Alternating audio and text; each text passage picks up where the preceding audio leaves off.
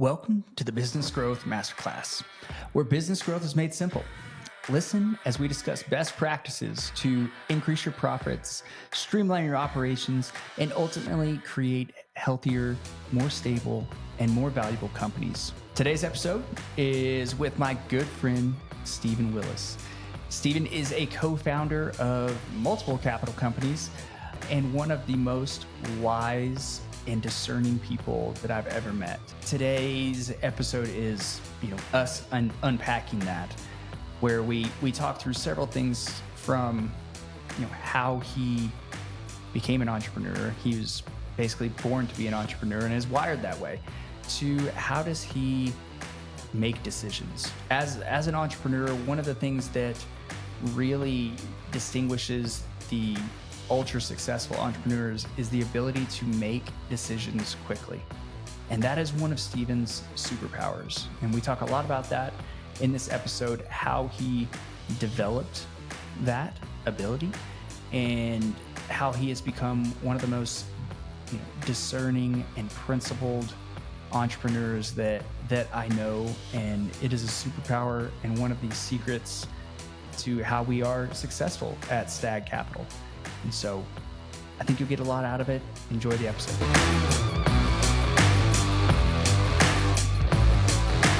All right, we are live. Welcome to the podcast, Stephen Willis. Thanks for having me. You bet. I mean, you are one of my closest friends, one of my best friends. And so, I'll try to be as professional as possible. But yeah, why don't you go ahead and just tell our audience, what do you do for a living? So I'm co-founder with you for a few different capital companies. And my main role is in the acquisition side. So I'm typically vetting deals and then taking them from, underwritten to under contract to closed. And then once they are closed and in kind of asset management, then I'm lead investor relations. And so, managing distributions, managing newsletters and updates and fielding questions and all of that. So that's basically what I do.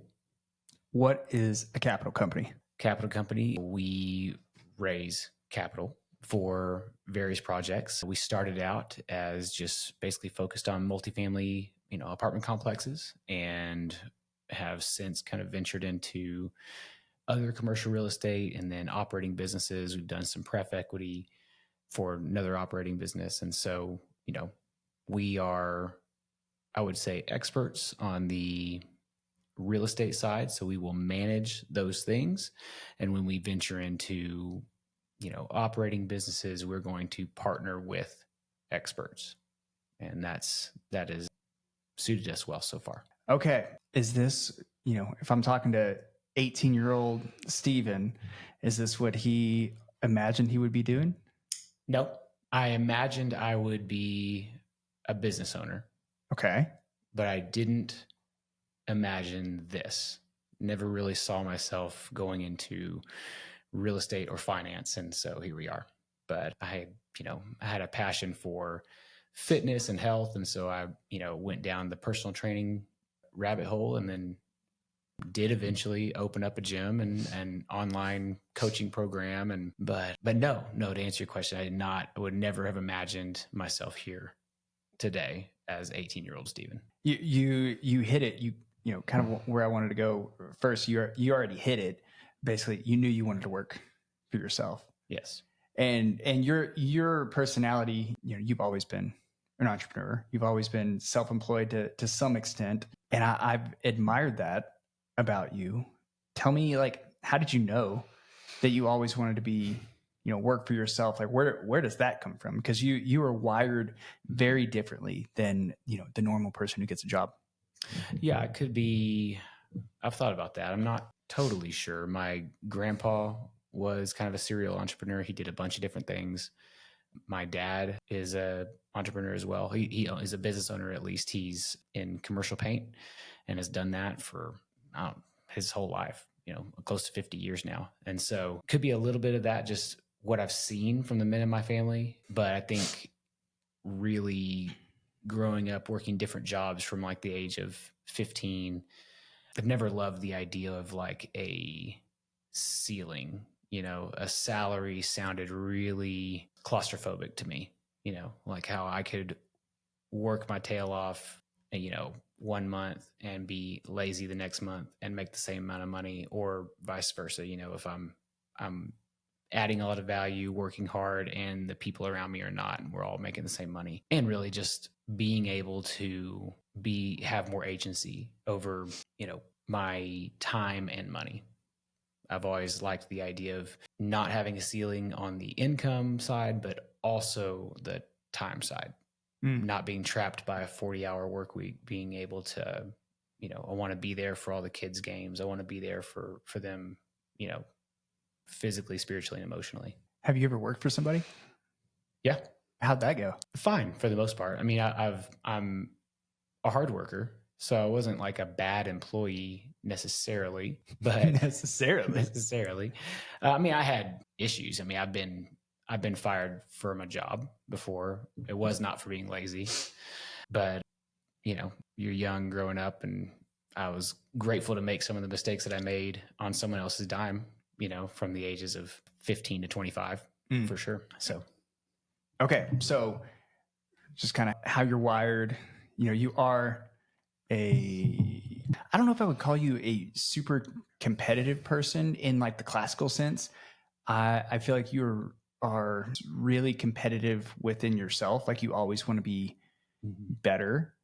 And I know you have a lot of pursuits outside of a business that I want to get into. Yeah, let's go there first. So yes, you do have a full-time job in a capital company, and I want to get into that. But you also have, a past that you were a personal trainer, and that's how we met. You were a CrossFit coach. It's coming on, I don't know, 15 years ago. It's been a minute.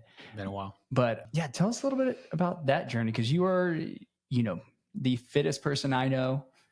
I know some more CrossFit kind of elite people, but as a professional and as a dad, and who has balance in their life, you are by far the most fit person I know. So tell us a little bit about that journey and where you are today. What specifically about? I guess say a little more on the that. journey. So you made a journey from personal trainer when you were 18 to capital company today, right? And so how did you get from there?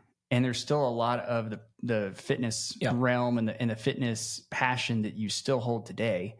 So I guess tell us how you went from personal trainer to, co-founder of a capital company. Yeah. I'll back up a little. So I think that it appears to me, at least, that generationally, Gen X and older, we're kind of you get a job so that you can live. Doesn't matter what you do, just find a good job, good benefits, and stay there for 45 years. And then there was this big shift, I feel like, for millennials, where we were sold this idea that you need to follow your passion, right? And so, so follow your passion, make a career out of that, or make a business out of that. The danger there is that you could wind up super stressed out and to a point where you hate your passion now. So now you don't like your job, and you don't even have this thing that you loved anymore. And that is a little bit of what happened with fitness for me, where I chased that dream, and it led me to a point where I wasn't passionate about it anymore. And so then I just had this job that I didn't like and didn't really make me much money. And so what I learned through that is that you need to be a passionate person. Like, you need to live with passion and purpose. And you can really take that person, like that kind of passion for excellence and self-improvement, and you can apply that to any job. You see people in all kinds of different jobs that are just blissfully happy. I don't wake up every day just insanely passionate about value add apartments, right? But I am a passionate person who can apply that just love of excellence and improvement to anything, And so that's a point where I needed to get. And then when I did that, it allowed me to kind of rekindle that passion for fitness and health without having to do anything with it other than just I love it. I'm going to use this to discipline my mind and my body and be a good example to my family, my kids, but also take that exact same passion and drive and apply that to my work, whatever the work is. One of the things that, I mean, and you really articulated that just now, of you're one of the most discerning people that I know, that I feel like you've heard this since you're a kid, that, you're wise beyond your years.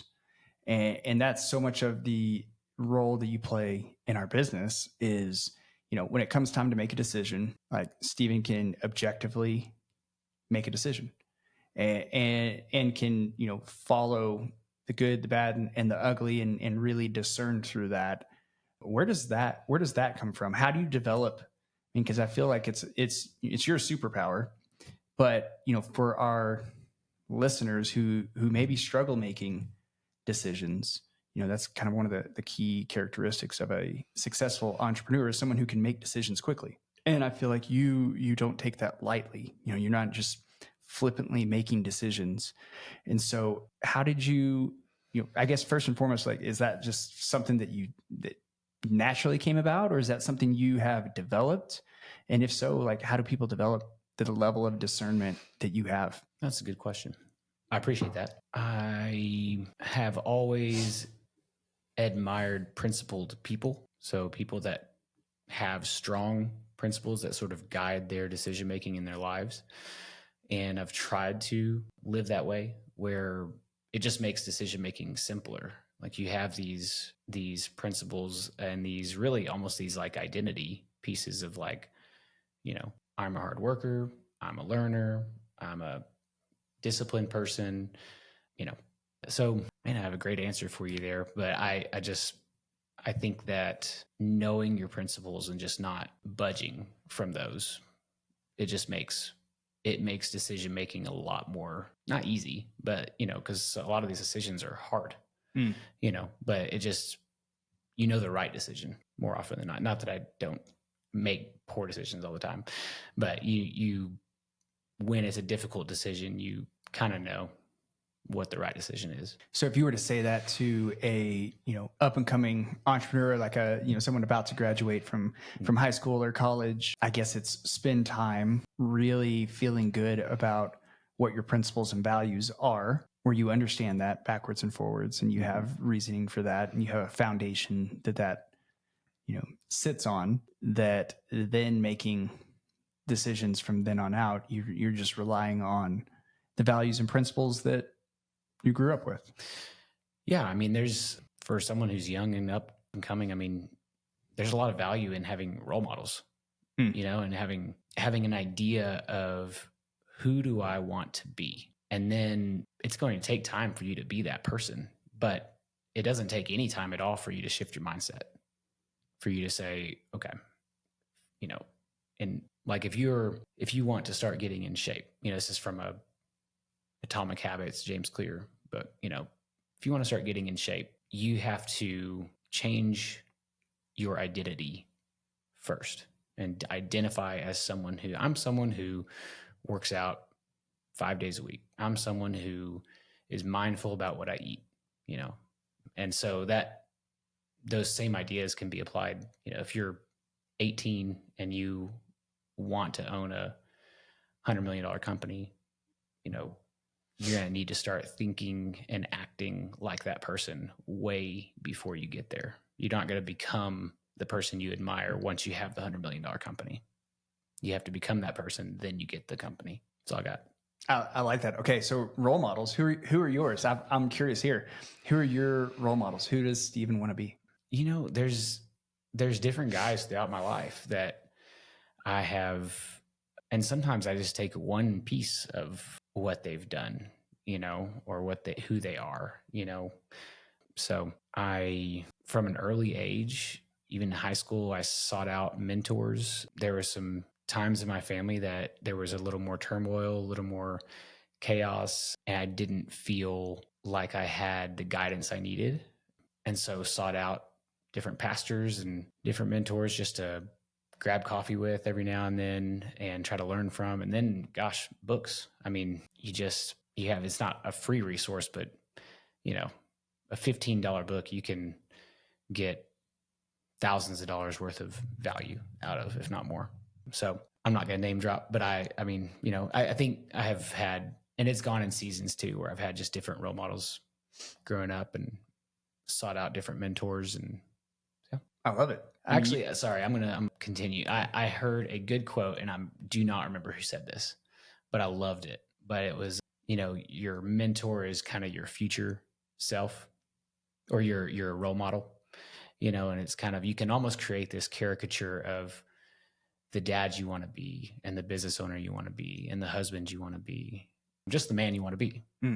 And you can kind of make this amalgam of different people that you've known throughout your life and seen, and you can set this person up and say, okay, what if this person existed, what would they do here? And so anyway, I do not remember who said that, but I liked it a lot. I like that. There's, a principle that we've talked about is having a personal board of directors, essentially, where you have these different role models and mentors in every area of your life, from dad, husband, fitness, to scriptural study, to your faith journey, to investing and whatever. And it's been fun to a degree to go along that journey with you, and over the last decade or so. Yeah. Anyway, and so we talked a little bit about the journey from basically realizing this passion that you had, and that that flame kind of going out a little bit, and then you coming to peace with that and kind of maturing through that and starting your career in a capital company. So tell me a little bit about how you did that, because you were you didn't major in finance or anything. What was your major? Exercise science. Awesome. Yeah. Yep. Perfect. That makes perfect sense. Like a glove. Yep. So how did you get into this? So I'll probably back up a little bit then. So in 2012, we started a mastermind group with you in it and several others. And, that group evolved and changed as what it was over time. There's book club times and Bible study times and all of that. But the piece that was always there was goal setting. And so, it was, show up on January 1st and here's my goals for the year, and, financially, career-wise, family, etc. And then every single week you'd have to show up at 6:30 in the morning and report on what you did or didn't do to move the needle on those goals. And so the group started out, I'd say pretty big. It was like 12 to 15 people or something like that. And then, but you start showing up and you get tired of saying, I didn't do anything to do anything on this. And so you either start doing stuff or you stop showing up.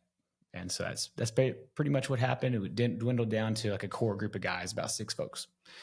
And that evolved to become sort of a small business incubator of sorts, where you'd show up and, I would have an idea, say, I'm going to open up a CrossFit gym. What do you guys think? And just, not that anyone knew anything about opening a gym, but it was just nice to air it out and have questions, poke holes, whatever. And we had various other businesses start out of that. You and Tanner flipped some houses. And then one day y'all showed up with a deal you wanted to buy that was a 16-unit townhome complex, and talking about how it was going to be great. Y'all are going to make all this money and you're going to raise money from investors. And everyone in the group thought it was just a terrible idea. Way too risky. Y'all had no money. You had no experience in real estate. And, that those weren't unfounded accusations or anything like that. But I thought it was a fun idea. And I think I was getting probably a little bit crispy on the fitness side. So it was interesting enough for me to, raise my hand and say, oh, this actually sounds kind of interesting. And I had some personal training clients at the time that were wealthy, and they had been with me for 5-6 years. We had sort of become friends, and I knew they trusted me, and I knew they'd shoot me straight. And so I said, I think that I might be able to help you guys raise the money on it. And so we became a partnership at that point. And that's exactly what we did. We got the deal into contract, put our life savings up for earnest money, and raising money from my training clients. And then just obsessed like crazy over that deal and the business plan for the next 15 months. And we wound up selling it, and all the investors doubled their money. And it was this moment of, well, that worked, so why don't we, what happens if we do this with 50 units or 100 units or 1,000 units? And so that's what we did. We grew it, and eventually all of us quit our jobs. I sold my gym, and this is what we do now. And yeah, so what a journey. Yeah, it seems like so long ago, some days, and then like it was just yesterday, other days. Yep. Yeah, so we started that. We bought that first deal in 2016, and I sold my gym in 2018. And here we are. Yeah, and in those early stages, we all wore every hat. Yep. It was just what needs to get done today, and go do it. Can you you were the most, obviously we've already said this, but like you're the most discerning of the three of us. How did you process, or what was the process going from we're all jack of all trades, do whatever it takes, to now we have a little more defined roles? I mean, of course there's seasons, where we just need to get work done, but how did you kind of find your role and what you're uniquely gifted to do? Yeah, some of it is trial and error. It was like, okay, so doing manager calls and, in the weeds asset management, it's probably not for me. That's not where I thrive. So a lot of it was just everyone does everything, and you sort of figure out what you're good at and what you suck at. And fortunately, we're all different enough that none of us really fell into like the same buckets. Sorry, I sort of rambled there. But yeah, I think, and then there were actually moments where things that you were normally doing, you had a newborn at home, and we were like under contract on a deal. Mm-hmm. And so I had to take over parts of that. And then I realized like there were parts of that I was good at, and I could kind of project manage like a acquisition fairly competently.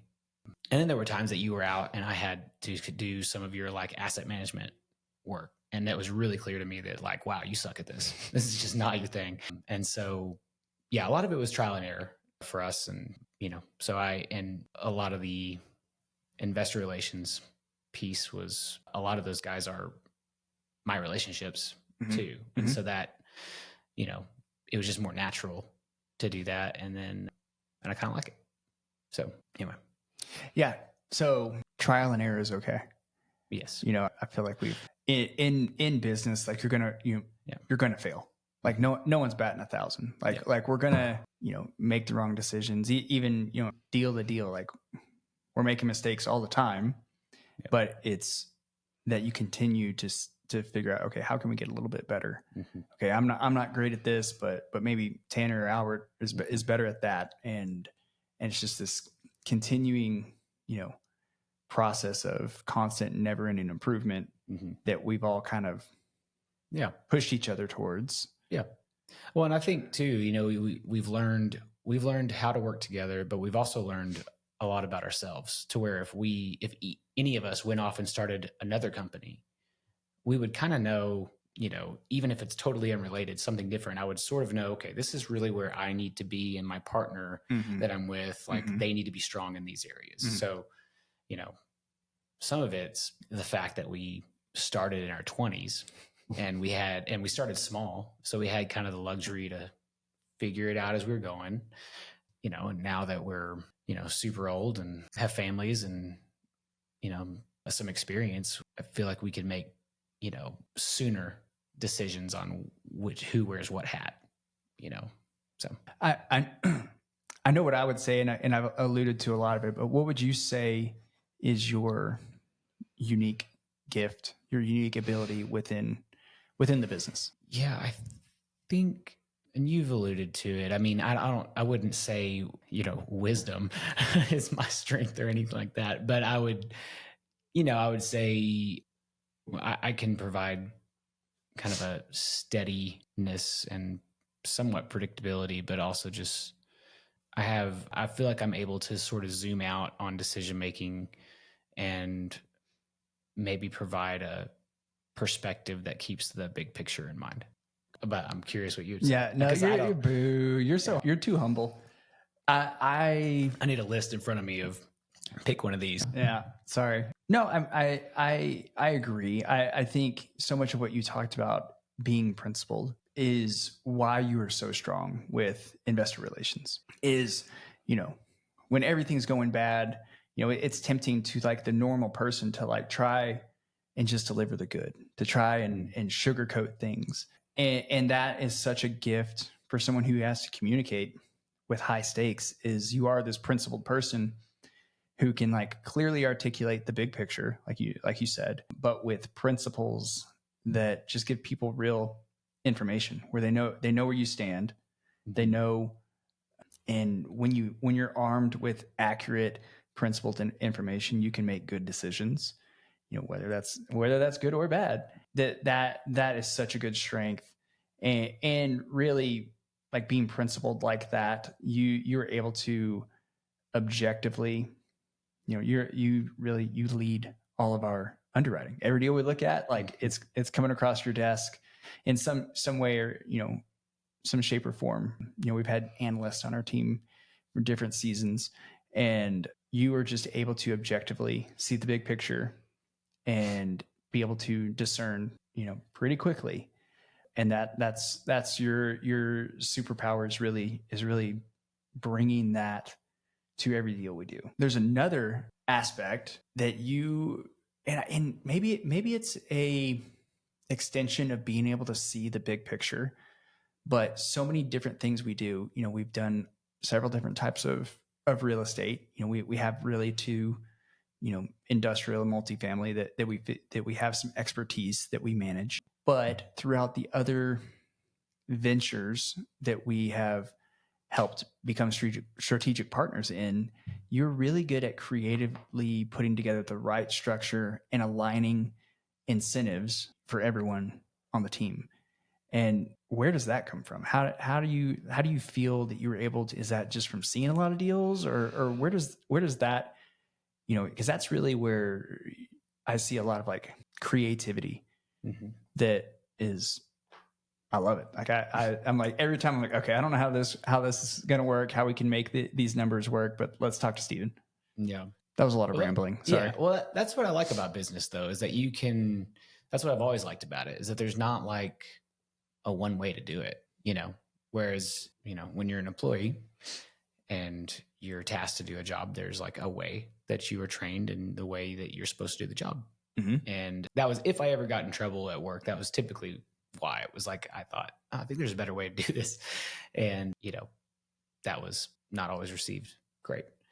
And so, yeah, I think being able to just kind of use that creative part of your brain is one of my favorite parts about business. And that's why I've always thought that I would be in business, was just that I think that there's just, there's so many ways to do it. Like you've seen, I can't remember the figure, but I mean, there's some insane number of millionaires in America, and there's some insane number of how many are made every day, and it's just like, they all did different things, like very few of them did it the exact same way, and so that's fun to me.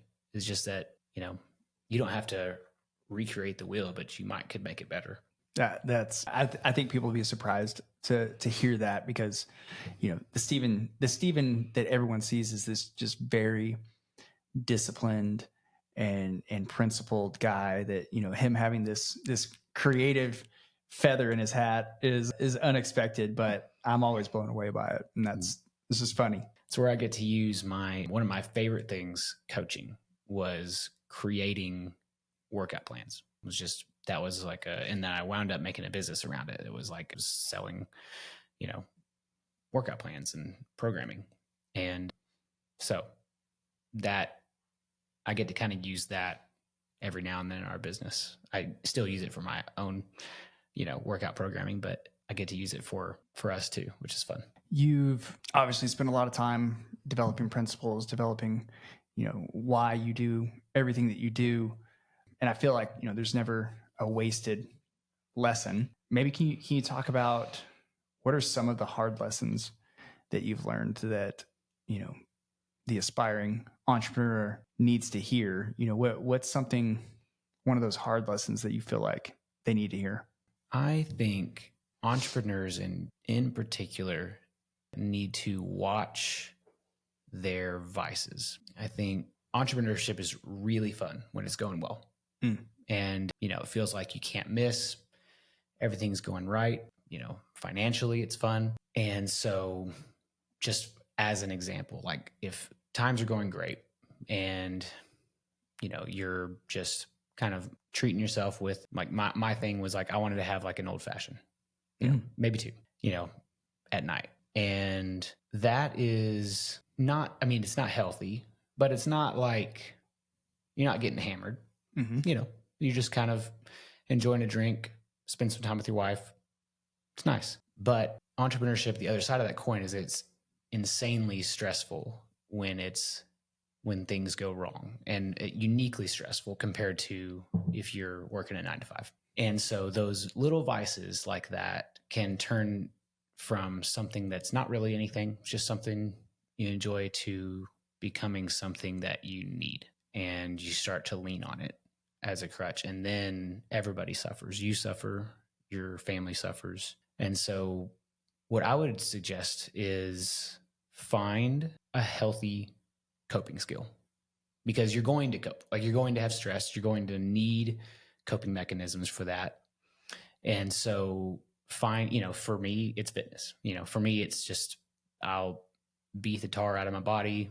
I enjoy that. And when times are really stressful, I might lean on that a little harder just for the mental and emotional health and clarity, if that makes sense.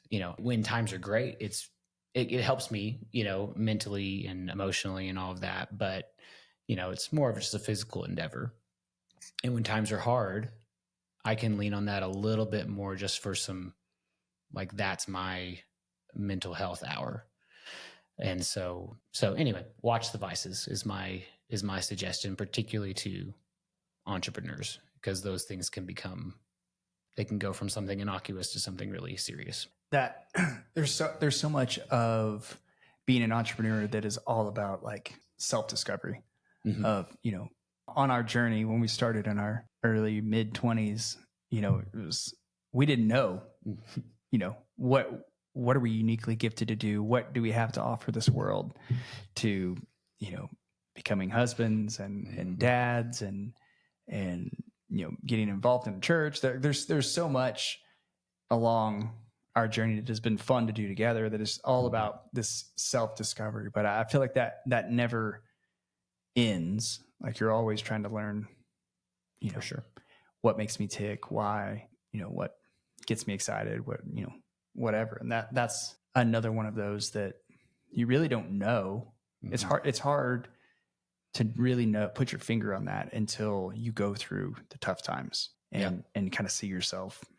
What do you do at your worst? And how do you have a support system in place to kind of hold you accountable, but to be like, all right, man, you put on some pounds, or, you probably should go home right now. Yeah.